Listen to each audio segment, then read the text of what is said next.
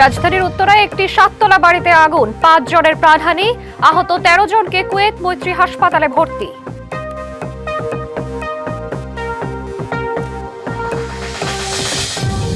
সাবেক প্রধানমন্ত্রী বেগম খালেদা জিয়ার স্মরণে সংসদের দক্ষিণ প্লাজায় নাগরিক শোক সভা। দুপুরে থাকবেন বিএনপির চেয়ারম্যান তারেক রহমান।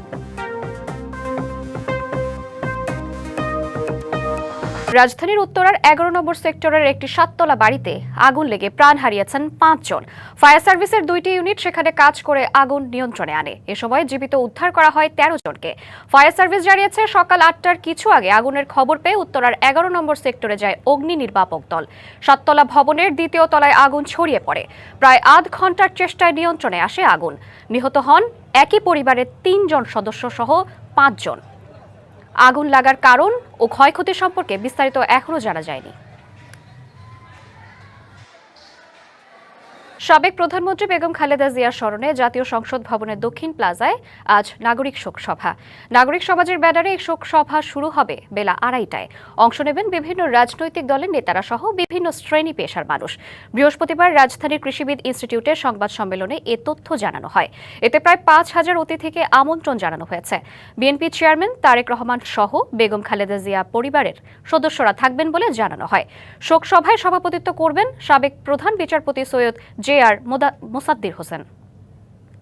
দিনাজপুর, পঞ্চগড় ও ঠাকুরগাঁওয়ে চলছে মৃদু শৈত্যপ্রবাহ। আজও দেশের সর্বনিম্ন তাপমাত্রা রেকর্ড করা হয়েছে তেঁতুলিয়ায় 8.5 ডিগ্রি সেলসিয়াস।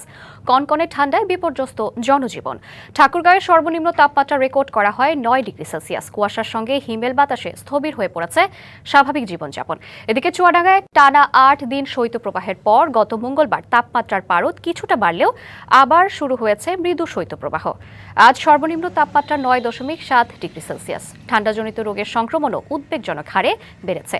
কুড়িগ্রামে ঘন কুয়াশা কমলেও ঠান্ডা কমেনি। দিনে সূর্যের দেখা মেলায় তাপমাত্রা সামান্য বৃদ্ধি পেলেও বাড়েনি রাতের তাপমাত্রা।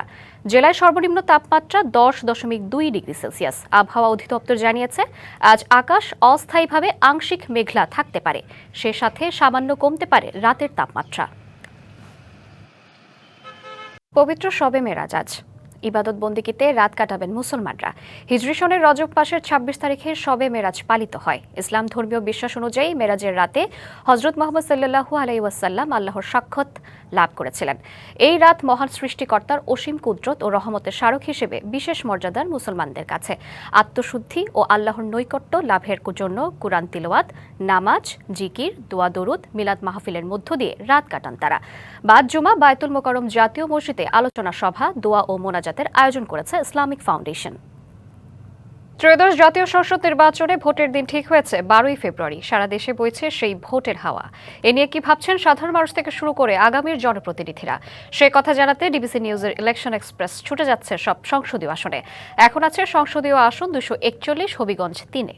স্বাগত জানাচ্ছি সিএসআরএম নিবেদিত ডিবিসি ইলেকশন এক্সপ্রেসে। আজ আমরা রয়েছি হবিগঞ্জ 3 আসনে। আমার সাথে যুক্ত আছেন বাংলাদেশ জামায়াত ইসলাম মনোনীত প্রার্থী কাজী মহসিনা। আপনাকে স্বাগত জানাচ্ছি। প্রথমে জানতে চাই, এখন পর্যন্ত এই আসনে নির্বাচনী পরিবেশ কেমন দেখছেন, লেভেল প্লেইং ফিল্ড কেমন দেখছেন?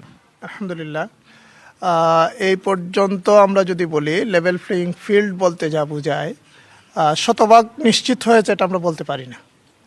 কেননা এখনো অন্যান্য বাংলাদেশের মানুষ বিগত তিনটি নির্বাচনে ভোট দিতে পারে না। এখন উৎসব মুখর পরিবেশে ভোট দেওয়ার কথা ছিল, কিন্তু আমার এই 3 নম্বর আসনে যদি সাধারণ মানুষের অবস্থা দেখেন তাহলে মনে হবে যেন ওনারা খুব বিষাদের মধ্যে আক্রান্ত আছেন। ওনারা কথা বলতে কষ্ট পাচ্ছেন।